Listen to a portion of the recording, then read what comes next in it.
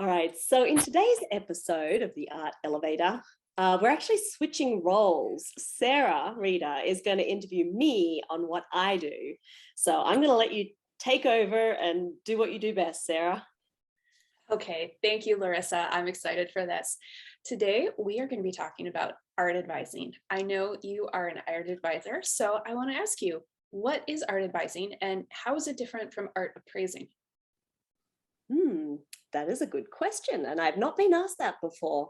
So art advising is definitely a big umbrella, and there's a lot of different realms that it covers. It's basically having a guide that is educated in the art world, in styles and genres, and being able to translate the client's needs and wants and loves into a collection that they can then be really excited about and know that they've acquired for the right price, and that they have basically fast tracked their knowledge and understanding of the art world to be able to get to a really high level of collecting with an art advisor's help. And the difference between an art advisor and an art appraiser, and I'm both. So there is a separation, obviously, in what I do. With the appraising, it's purely value based to assist people with insurance or donation or estate tax or acquisition and other uses. And with the consulting, I embrace a lot of that when I am advising, because it is an area of the art world that a lot of people don't touch on and don't fully understand. So with the advising, there's a whole lot more to it, like I just kind of listed before. But I personally add the whole background of my appraising experience to be able to bring people a really rounded picture when they're buying art. I see. Yeah, it really deepens the experience that they're receiving when they work with you. And I know you've described yourself before as a guide to collectors through the art world, which I think is a really great way of putting it. And what is it like to work with an art advisor if you're a collector? Do you have a typical process for how you like to work with your art advising clients? I do and I don't. And I just want to say, first and foremost, it has to be fun, exciting, and just like an exploration. And so it depends exactly what the client wants, what the scope of the project is, and how they want the project to go. So I'll be as hands-on or allow them to come into the project as much as they want. So some people just want to give an outline and to have me present options and really come in and make the project done, and they're happy and it's turnkey. And others want to totally engage and learn about the artists, meet the artists, really have an input in the decision making process in a much deeper way. So when someone comes to me, we generally start with a conversation. We start by me getting to know them a little bit, understanding what is important to them in their home, in their lives, and aesthetically what they're drawn to, and then expanding on what is there. And I don't represent artists. I will basically represent the client and take that understanding of what they love and what they want and go out into the big wide world and bring them back the best options that they can then have a short list that we then refine to the perfect pieces. Oh, wow. So it's really like you're their advocate, navigating through the art world for them and representing what they're hoping to achieve. I was going to ask as a follow-up, and this is perfect because you already answered it. How do you like to fold in each client's tastes and goals when you're advising them? But it sounds like it's this really customized, bespoke process that the client really is leading for how deeply they want to be involved and how much they'd like you to use your expertise to go out and help them be part, have this beautiful environment created that they get to enjoy living in. Exactly. It really is customized. And like I said, some people want to and have more time to be involved in the process, and others want it a little more done for them. And I think what's really important is I'm the guide, but the client, it's all about them. And I can't create a collection without them. It's based on them. And so I have ideas and I have my background, but I don't have a preconceived idea that everyone should have this or that. It's more of a manifestation of what the client tells me, and in a collaboration between their wants and ideals and my guidance. Oh, that's wonderful. And I know sometimes in our culture, a lot of us have been kind of trained to not trust our innate creativity. Do you have any tricks you like to use when clients come to you and they're not quite sure what they're drawn to or what their taste is? They just know that they'd really like to add more art into their life. How do you help them uncover what they really love in their aesthetic environment? That's a great question. And that's my one of my favorite parts about the job, actually, because, if you haven't spent a lot of time digging into the art world, you really don't know exactly how far and what's available.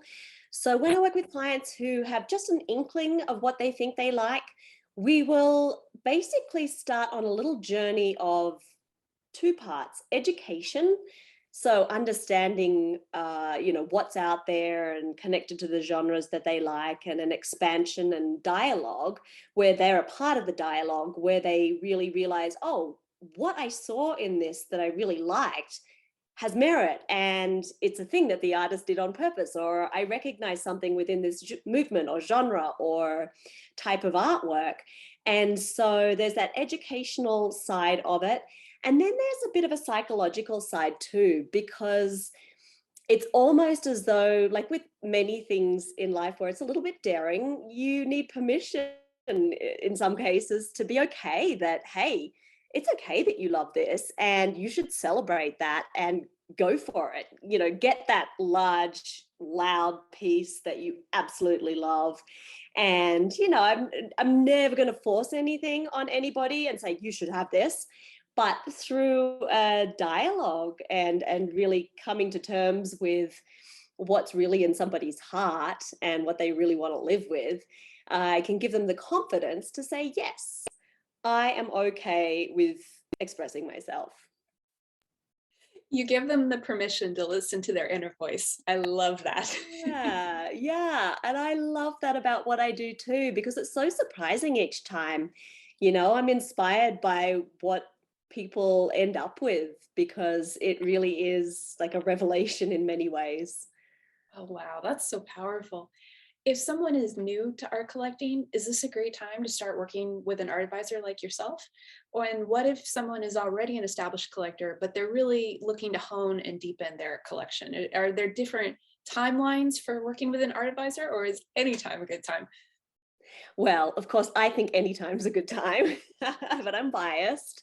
I think that if you are just starting out, it can be really great to even just have a consultation and get a little bit of a roadmap and understand a picture of what the art world is, what it isn't, and the fact that it has so many different facets. It's not just this one realm that we maybe hear about in the media, which is, large $450 million sales of the Da Vinci, Salvator Mundi. It's not the people, it's not just the stuff that's loud and out there and expensive. I think it's really a matter of understanding that there are lots of different genres. Everybody connects to something else, something different, depending on what their story is, depending on what their life has been and what they want it to be. And to then explore what each of those genres and types of art mean, where they sit, what's the right price to be paying for a particular type of art, which is where the appraising really comes in and informs. And it's not always about getting something that is, oh, this is a good price or this is a good investment. It's a matter of understanding what the price is, why it's priced that way, and then making the decision, okay, I love this and I'm going to pay that price because I see it's worth that price. Or, you know what, I'm going to slant my collection a little more to being a little bit more of an investment. So it's a bit of a sliding scale from just buying for pure passion, from pure passion, to buying for investment purposes. And that really seems like such a great reason to work with art advisors who have that background in appraising too, because you are really proficient about the state of the market. And so you will know if something is a really high asking price, or if something may not have a lot of appreciation potential, if one of the goals for your client is to have a collection as an investment. So as you're saying, some things, if you love it and that you're going to enjoy living with it, that's great. But something I see on the appraising side is that I wish there some clients had worked with an art advisor who would explain to them this may not appreciate at the level you're expecting it to. So I think that the knowledge on all the deeper value subtext you bring to it, and also being able to act as an advocate when you're out helping to secure these works that are available, that is such a great reason to work with somebody like yourself rather than just kind of navigate the market unknown, because it can be really really complicated if you're not an arts professional. That's for sure. Yeah, and you and I can both speak to on the appraisal side, coming in and seeing the disappointment when somebody was, maybe there was a sales pitch when they bought something and it was represented to be something that it wasn't, which is a shame because you can love the piece for what it is. And what I find is that if people have that clear understanding from the outset before they purchase, they can love it without expectation that is maybe overinflated. Yes, yes. And that is key for really enjoying it and not having regrets that end up poisoning your appreciation of the collection. That's a great. Precisely. Yes, yes, yes, yes. So important because, life's short.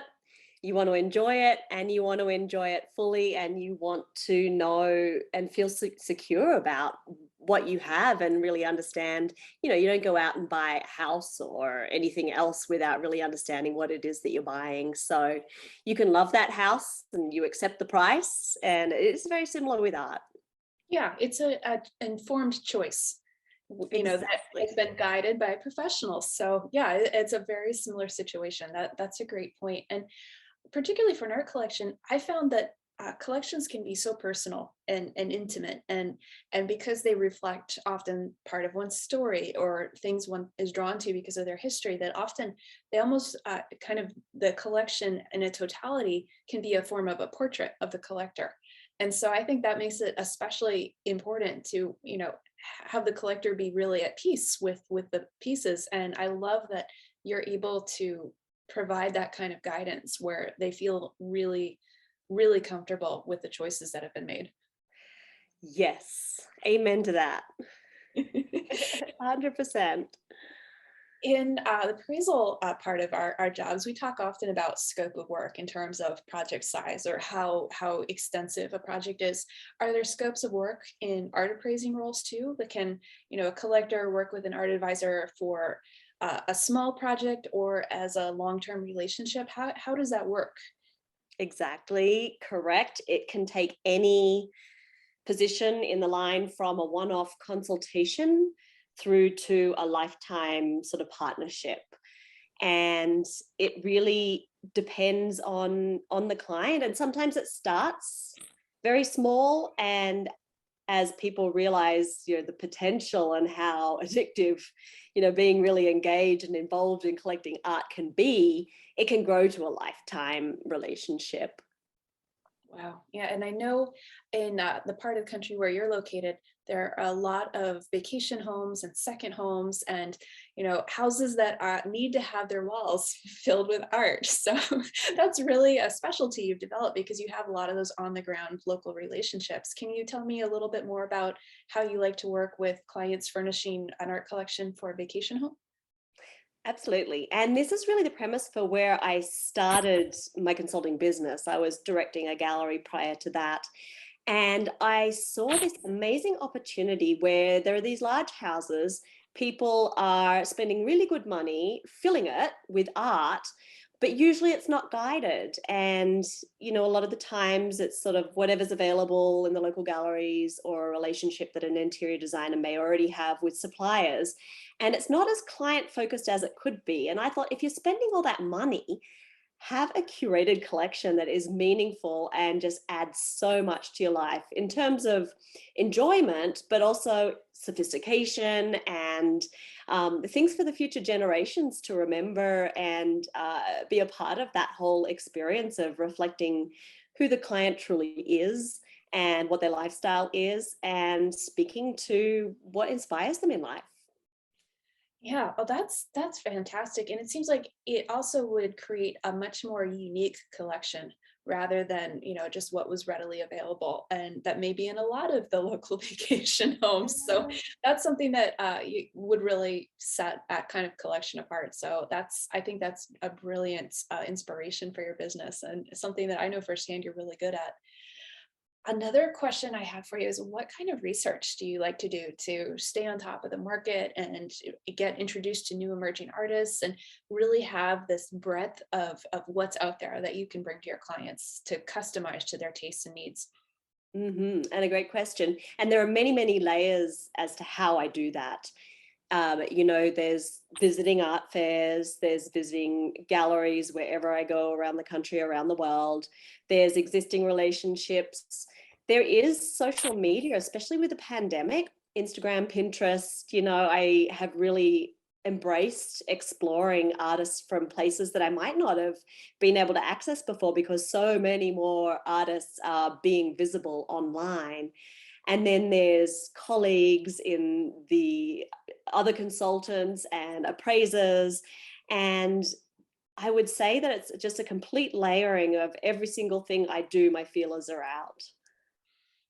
I love following your Instagram because you so often share about new artist discoveries you're really excited about, and it's a great way to catch that enthusiasm. And I learn a lot getting introduced to the new artists that you're following at the moment. So if anybody's not already following you on Instagram, I highly recommend it. Selfishly, my Instagram is my own journal of kind of my dream collection. So it's very self-centric, but at the same time, I try to put some things in there that will just really open people's eyes as to what's available. And of course, I speak to the podcast and then the breadth of what each of my interviewees talks about and does. So it is a little bit of a self-satisfying project there on my Instagram.